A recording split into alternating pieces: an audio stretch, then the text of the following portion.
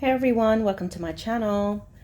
I hope you guys are having a wonderful day wherever you are in the world, whatever time of day, night, late night, early morning, wherever you are. I just want to greet you in the name of Jesus. I want to talk with you today about a video that I believe the Lord has given me the okay to speak on. And it's basically saying sex can really make you crazy. Sex outside of marriage or even in marriage, but when it is perverted in any way, it can make you crazy. But we're going to specifically be speaking about sex that's outside of marriage, meaning you could be married and having sex outside of your marriage, or unmarried having sex with your most lovely, faithful one partner, or you can be sleeping with a variety of people. Nevertheless, whatever the situation is, sex, when it is done outside of what God has ordained it for, which is for the husband and the wife to enjoy one another as well as for procreation, you're going to have a problem. If you looked around and you read online, if you watch, I've watched Snap, that was my show coming up. Love Snapped and just crime TV. I've always been interested in I'm always kind of appalled, horrified, and fascinated with just what people are capable of doing. And I've been that way since I was young. I've always been interested in things like that. As a matter of fact, before I opted to join the military and go into the medical field, I wanted to be a lawyer. And anyway, so with that being said, yeah. But when you watch shows like that, or when we see things in the media, when we find out people who have worked so hard all their lives will throw it all away just for some sex, married with children, have everything together, and just for a moment they will lose all of that. They lose their home, their children, their business, their brand. People, you find the athletes who are doing well. They have a wife, some of them anything, but they get arrested for rape or just get caught up in sleeping with somebody, get someone pregnant. There's a scandal there. You find a lot of things happening in the church. This stuff is going on in the house of God too. There are people who have been caught for sleeping with somebody, pastors sleeping with the patrons, a member's wife or husband, and all kinds of stuff is going on. And you find people are doing more and more things. They're murdering somebody to get rid of them, or murder suicides when the relationship's going to end, murdering children, doing all these different things, killing themselves, running their car off the road, stalking. Why? Because you have to remember, our battle is not against flesh and blood, but it's against principalities and powers and the rulers of the darkness of this world, and spiritual wickedness in heavenly places, in high places, not heavenly, high places. And as long as society walks around and say, oh, it's nothing, they'll always be defeated. Look around and see the things that's going on the news. Yes, that person made some choices, but you have to understand that there's something. The more a person continues to do wrong and live a life of being dishonest and evil and doing small little things, it's going to eventually get worse, and that person is going to move on to doing more and more things. A person who robs a bank, if you go back in time, you're going to see that they started off doing small things. And doing little petty crimes. They took a stick of gum without permission, and now they're saying stick it up, or put your hands up, give me your money with a gun. So it begins somewhere. So you have to understand that when it comes to sex that's done outside of what is ordained for in Christ, you may feel that you are in control of it, but it will drive you crazy and make you do crazy stuff. We see it a lot in society. One of the most appalling cases I've ever heard about was an astronaut from NASA. It was a love triangle. The astronaut, she was a married woman. This is an astronaut, guys. It takes a lot of learning education to become an astronaut. This is a woman that has left the surface of this planet and has been in space.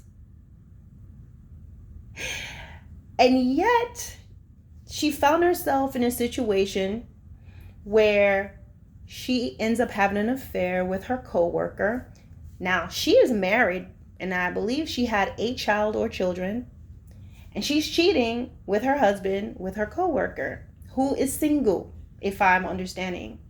So they're seeing each other for a while and all of that. But then he becomes interested in somebody else, another astronaut, if I'm correct, that works there. They're both single, and they decide that they want to really see each other on a serious level. And he tells her he doesn't want to be with her anymore. He tells the married one, the astronaut, the one he was originally seeing. He tells her he doesn't want to see her anymore. He breaks it off, but she cannot handle that. This is, again, a married woman, a husband at home, a child or children at home. So what happens?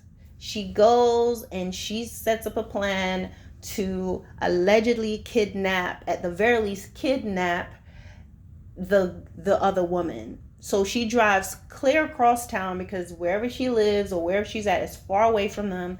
She puts on diapers and drives all the way across country because she doesn't want to stop anywhere. Meets this woman in the airport parking lot, tries to get her out the car, and all of this. Anyway, long story short, she's caught because the lady would not get out the car. The police comes and they find that she had like rope and duct tape and all of that. So who knows whatever she planned to do. But the bottom line is her whole life is ruined. Her career is ruined. She's lost her job. I don't think anything happened to the other two because, truth be told, you're not going to lose your job for having an affair. You're not going to lose your job for choosing to be with someone and not seeing anyone else. But she lost her job because she stepped over a line that she can't come back from. But she puts on diapers to drive across town. This is an educated woman now. Sex will do that to you. Sex, illicit sex, doing things, messing, sinning. Whether you believe it's sin or not, that's what it is. It opens you up where you begin to act out of sorts. You'll not have the judgment. You'll not have the rationale. You'll not have the control that you think you had from the beginning. Now, those diapers, I thought about, I was like, where'd she, we thought she got some Depends or something like that. But astronauts actually wear diapers when they're in space. I know it is a prestigious job, but that's the downsides. A downside to it, I guess. They have to wear diapers. I want to say, I don't know if it's the entire time they're in space, but at the very least, the journey from Earth to, being launched into space, they do have to put on diapers.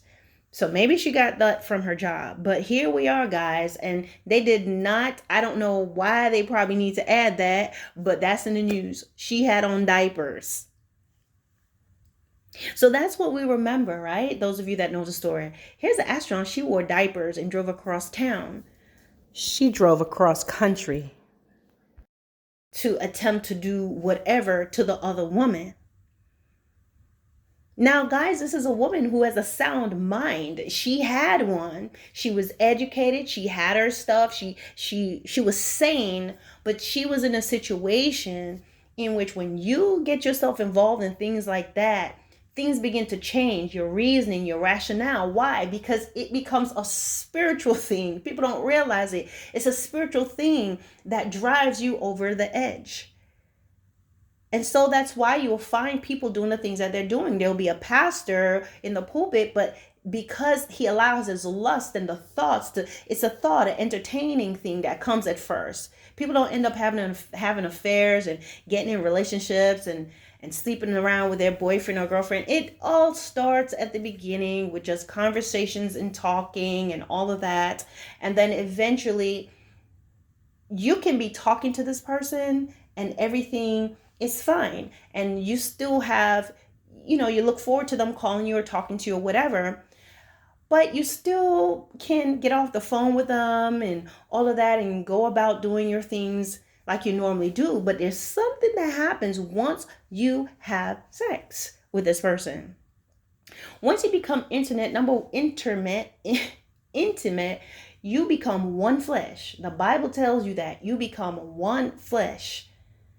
Even though long after you guys have parted, this person goes back home, you go your own way, you are still one flesh. Because you become one in soul. That's why when people have affairs, they can't be the same with the person that they may not really be interested in. A part of the reason why a woman that is sleeping with someone cannot be really completely intimate with her partner is because she's become one flesh with somebody else, and a part of him is right there with her. So therefore, she no longer feels that connection to her husband as she felt before. The same thing with a man. He's been with another woman. All of a sudden, he's going to realize differences with his wife, and he's going to have a hard time being with her, or suddenly, because sometimes men can still do stuff, but he'll want to do something a little bit different, or there's just going to be a difference in how he is with that woman. And then so eventually what can happen is the things begin to change when there's intimacy. And intimacy paired with more and more conversation and all of that. Now the man has it in his mind that, I really don't want to be in this marriage anymore. All of this, you begin to see things a different way. The vision and the way he's going to see his house, or she's going to see her home and her family and everything, suddenly is different. Because there's a pull for someone outside the home.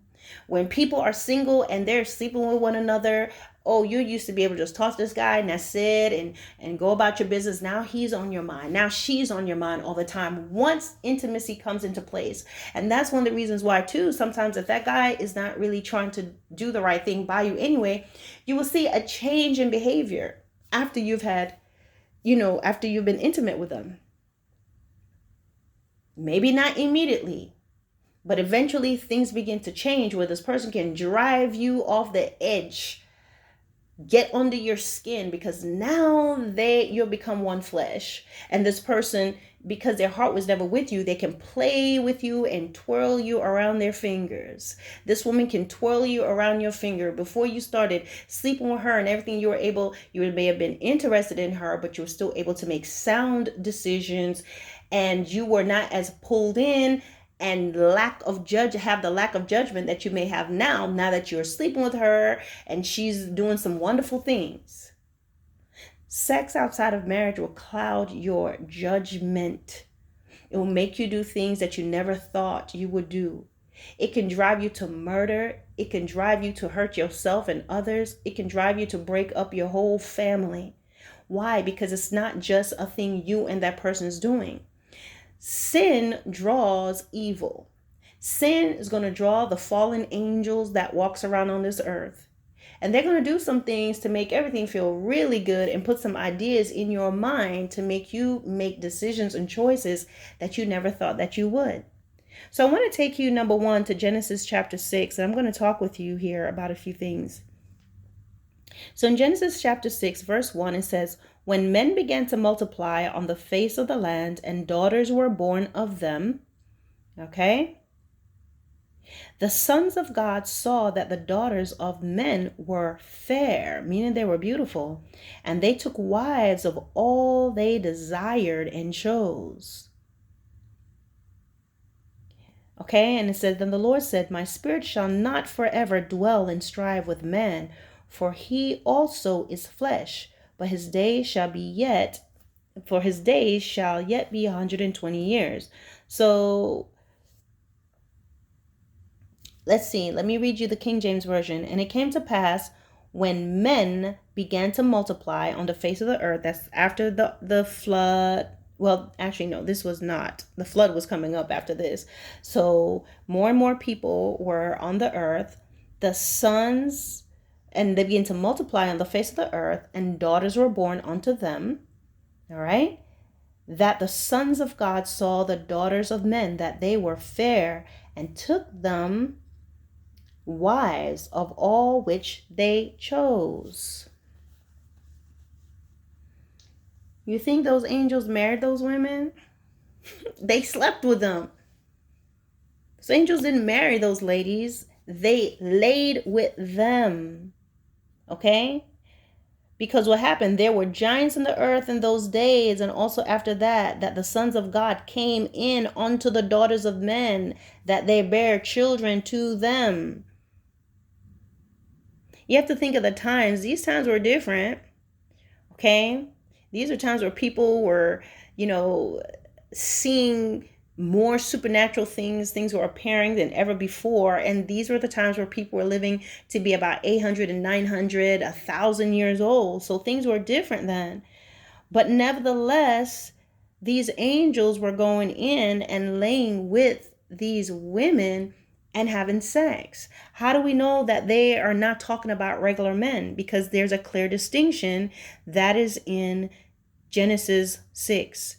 It came to pass when men began to multiply. There's a clear distinction. If it was talking about that they were referring to humans, then it was, and humans were being referred to the sons of men, then it will say that it came to pass when sons of men began to multiply. No, it says men began to multiply in the face of the earth, and daughters, women, females were born unto them. And the second, that the sons of God began, the sons of men saw the daughters of men. Do you see that? There's sons of God and men in the same sentence. So the angels of the Lord, these were the fallen angels, okay, began to saw that they were fair and took them wives of all that they chose, and they laid down with them, and they had children for them. And so evil was getting worse and worse and worse. What am I trying to tell you? I'm going to show you in a second. So maybe you don't believe that the sons of men were actual men. Let me prove it to you. Okay, guys, so I realize I'm going back and forth here. The sons of God were representing the angels of God. And of course, men, we're just talking about regular humans. I just realized that I was getting a bit mixed up, so I apologize in advance. Let's continue together. Go to Job 1 and 6. Job 1 and 6 says, "Now there was a day when the sons of God came to present themselves before the Lord, and Satan came along among them. And the Lord said unto Satan, Whence cometh thou? Then Satan said to the Lord, From going to and fro in the earth, and from walking up and down in it." So there was a day when the sons of God came to present themselves before the Lord. No one can see the face of God and live. All right? That's number one. Satan is not coming up and presenting himself next to humans. The sons of God were angels. Now, obviously, these were not angels that were following after God. Nevertheless, they were still considered sons of God at that point. They're now in the earth. They're now in the earth, guys. They have fallen from heaven. They left at this point, and they're on the earth. And what are they doing? They can have sex with people. Now, so what does this have to do with what I'm talking about? When you're in sin and you're doing wrong, you open up yourself to these same angels, except they're not coming to you one-on-one per se, while some people may experience that, because there's an actual true story about a woman who was being raped. She was being raped by something. And I think they made a movie about it. It was back in the 70s. It was called The Entity. But here, when you are in sin and you're doing wrong, it's not just you and that person in the room doing stuff. It's you and you because you are now doing something. You are taking what God has ordained for a husband and wife. When you or a husband or wife are having intercourse with someone outside of your marriage, or you are two single people having sex outside of marriage, you open up yourself to spiritual influence. And when those spiritual influence come, sometimes you're with that person and the intimacy seems so incredible. And it's so great, and it may seem as if this person knows you, they know your body, they know everything. And it gets to a place, guys, that you, just because of an orgasm and because of how this person makes you feel, these people will leave their whole family. When in truth, you are joined in a way that is nothing more than you are being influenced by spirits that's coming together with you in a union that's ungodly. And when you are coming together in a union that's ungodly, you open up yourself to the powers of darkness. Though you may be enjoying yourself, though you may be wondering in your head, how does this woman know everything? You may be thinking about something you want to do or a way you may want them to adjust and they just happen to do it. You may think of something that they know exactly what your needs are.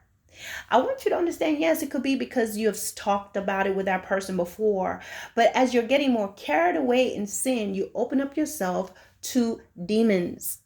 You're going to open up yourself to fallen angels. And I believe there are different types of principalities and powers, just like the Bible talks about in Ephesians chapter 6, where there's some, they come in and they finesse and they bring you all together and they're charmed. There's a spirit that's going to do that. But they work together in teams. Just like Matthew talks about when an unclean spirit leaves a man, it goes roaming around seeking a place of rest, looking for a body to reside in. And when it finds none, it comes back looking. And when it comes back, it brings other spirits more wicked than itself. And so you will find that's why when people are doing sexual things, and they're outside of the will of God, they begin to lose their minds. Whereas before, they were careful. He knew he's married, she's married. I'm not going to have sex without a condom. You'll find suddenly they're taking that chance. Why? Because there's a different spirit that's entering in now. You don't want to be careful. You're not thinking about your health. You're not thinking about your family. You're not thinking about how you could get pregnant. And then you get pregnant. Now another unclean spirit will come in. And now you have it in you. Say, you know, I'm going to abort this baby. I'm going to get rid of this baby. Or I'm going to leave my husband and I'm going to leave my family because now we are having a baby. You're going to leave your kids, leave all your children behind to care for this other child. I'm not saying the child is to blame, but the more you begin to push the envelope and do more and more crazy things, you have to understand what's happening is that initial spirit, that fallen angel that brought everybody together with the charm and the talking and the laughing, it makes room now for another type of spirit to come in where you become reckless. You begin to endanger yourself. You never used to call the person from home, but now you're doing it now because there's another spirit that is of deplorable. All of these demons are of deplorable character, but there's another type. That's when you go from your fallen angel and you keep going and down to where you get these demons and unclean spirits that they do certain things. These are the ones that's going to commit necrophilia, sleep with the dead, and do all these different things. They do things that's different. There's another group of angels that's sitting, in government positions and stuff, and there's a way that they operate.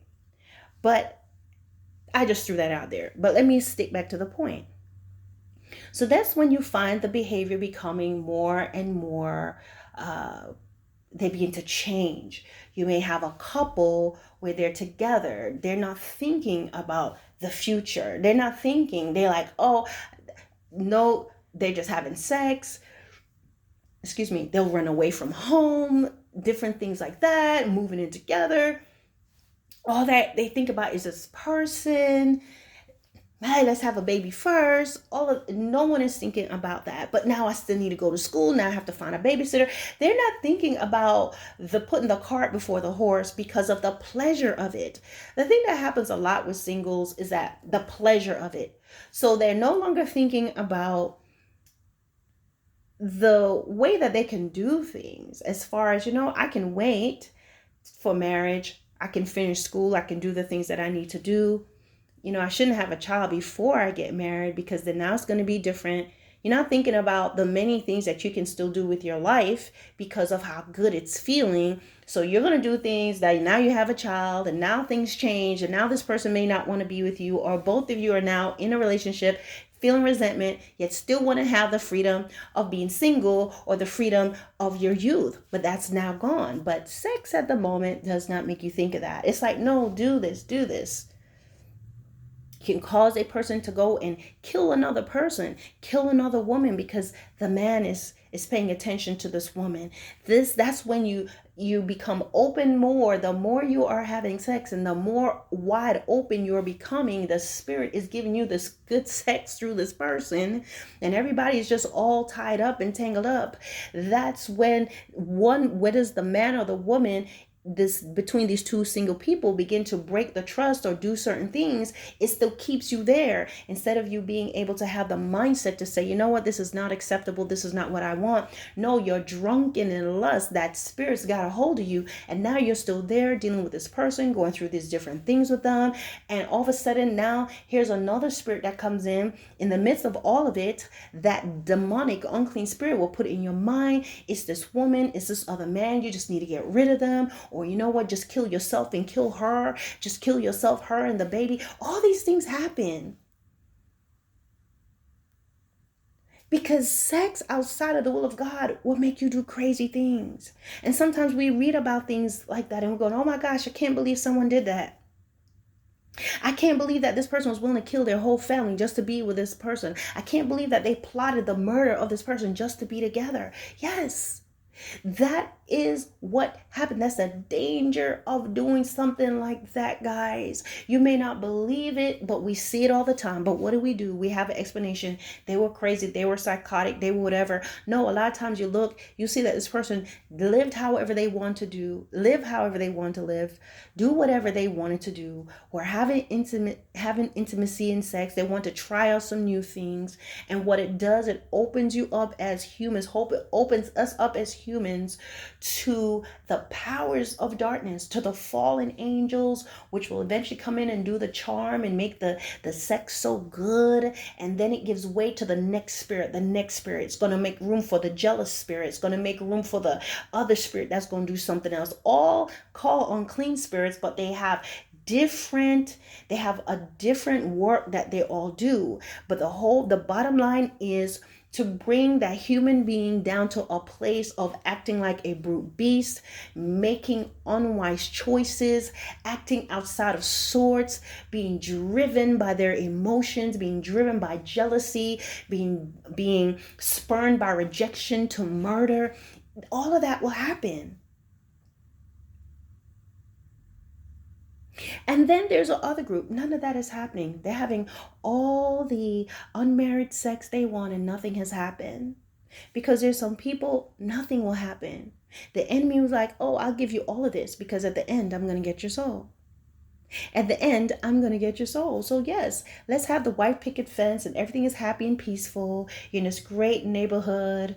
We're living in this beautiful cottage, laughter and great intimacy all the time. Oh yes. This is nothing because in the end, I'll get your soul. It doesn't matter. Remember, sin is going to come with many different, has many dispositions and many different fronts, just depending on the individual and the agenda of the enemy. But what Satan does, he looks at us and he sees that we're made in the image and the likeness of God. He sees so much more in us than we see in ourselves that he hates it and he wants to destroy it. He wants to smear us in some way. And so, guys, we see the results of sin. You see that politician that's worked so hard, went to school. You see that attorney, you see that doctor, you see that lawyer, you see that person at the church, you see the man with the family, the woman who had a loving husband. All of those things, just they changed their whole life. You see teenagers getting in trouble, being accused of rape when it was consensual. But because now that girl is mad at him or whatever the case may be, he's going to prison for a long time because how can you prove it? How can you prove it? Sometimes it gets proven later, but after the fact, people ruin their lives for an instant of sex. In the institution of marriage, while there can be things that can go off keel in that, when sex is abused, that's not what God wants me to talk about today. We're talking about when you have intimacy outside of your marriage, or while you're unmarried. You'll find yourself being driven to do and try different things, because once you can be intimate in certain ways, and then all of a sudden the person's like, let's try this, let's do this, let's get some people in the bed, let's go to this place, let's go to these places, let's go and have menage a trois, let's go do this and this. Husbands and wife are saying, let's swap husbands, wives, let's all sleep together. This is what happens when you open up darkness and sin, and the whole idea is to make you think that it's your idea. But then you will find yourself doing something really out of the ordinary, degrading, that you think is a norm. Because that's what sin will do. It will cloud your mind and cloud your judgments. And the way that the way that Satan operates is to make us think it's our idea. It's all ours, and make us think we're in control. This is something that we want. But Second Corinthians chapter 4, verse 4 tells us that when we're in sin, the God of this world blinds our minds. Some of us, we can look back. I know I can. I can look back at some things that I used to say and the way I would behave. And I was like, and the things I used to watch. And I'm wondering, how did I do that? How was I talking like that? I found this video and I was looking at myself talking and I was ashamed. Like, why was I talking like that? But it was normal. Why? Because we're blind. So you can listen to this or not listen to it. The bottom line is, when you are operating in sexual intercourse outside of your marriage or unmarried, it's going to open you up to the powers of darkness. That's going to make it be a grand time to lead you down those bumpy, dangerous, and treacherous roads. It will cause you lose. It will kill, steal, and destroy. The enemy comes to kill, steal, and destroy. You will kill, steal, and destroy others, yourself, just for it. And you'll find yourself behaving out of your normal self. You no longer have that self-control. You no longer have that calm demeanor that you've had before. And then there's people who have that calm demeanor, but their mind is plotting and doing different things. We've seen it time and time again. There's people that they want to try something different. They go out there and they want to, I want to know what it's like to be with another man. It could be a man saying that. I want to know what it's like to be with another man. I want to know what it's like to be with another woman. There are couples that, I want to watch you with another guy. I want to watch you with another woman. All of these things are happening, but what it does, it is opening up a door that's going to lead to destruction. No matter how fun and how much it seems like I am making an independent decision. Because as I said, that fallen angel with a charm is going to open the door to the next spirit. That now is going to open the door to the next spirit. And then what happens, that person begins to behave in a way and spiral down to do things that they never thought they would ever do.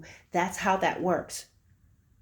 Because us as human beings are no match for the powers of darkness. So that's why we have to walk in the spirit. That's why we have to follow after God, because when we are in him, that's the only way we are protected. That's the only way we can resist. That's the only way that we can discern. That's the only way that we can overcome. But when you try to step out of God and live your life however you want to live, the enemy is going to lead you all the way out and make you think it's all your choices, and give you plenty of distractions and make it fun for you and even empower you, because he knows that once you resist God and continue to live how you want to live, he can get you far enough that he's not even going to say jump off this pinnacle. He's going to push you off of it, because you and I are no match for the powers of darkness outside of God. They are angelic beings that are highly intelligent with great speed and ability that we do not have in our body. And whatever God reveals to us, we know it, but we still have to stay in Christ, because outside of that, it's like putting a little moth to a flame. It's like plastic trying to come close to a blazing flame. It's not going to happen. I don't know, when I was coming up, or I love watching Transformers and stuff like that. It's like you trying to fight Optimus Prime. Just down there trying to punch and you can't. We cannot. We're no match for the powers of darkness outside of Christ. So there's people who they don't know God. They don't believe in the Lord. They live however they want to live. But whether they listen to this now or not, whether they believe it now or not, eventually they will. When you look and you see the crazy things that's going on this planet, and that what people are doing, where you see even the most, it's not poor people or certain people, certain class, it's people of all nations and color and position in life, from the richest to the poorest, have this issue. Meaning, what it means is there is no one that's untouchable, and that it's not happening to them. I'm not saying everybody's going to do this. I simply mean when a person operates and opens up themselves to these behaviors, they can come crashing down. And what does that is what, guys? Illicit sex. Sex will make you crazy. Sex outside of God will make you do crazy things. It can make you murder. It can make you hurt yourself. It can make you get depressed. It can make you lose sleep. It can make you stop eating. It can make you go sleep around and do things you don't want to do to please the person you're having sex with. It can make you walk out and leave your family, leave your kids. It can make you leave your husband, wife. It could cause you to want to kill a person. It can cause you to be talked into doing evil and doing wrong. It can cause you to be involved in all sort of illegal things simply because the sex is so good. It can cause you to no longer care about your health, no longer care about your education, no longer care about the fun of your youth and the freedom of it, your future, waiting, doing things right. No, sex will make you sell yourself short. No, you don't need to be married. Just lay and get spread east, west, north, south now. Go ahead. Let this guy just do what he wants to do. He's going to marry you. Sometimes he does. But what's new now? He's already been with you.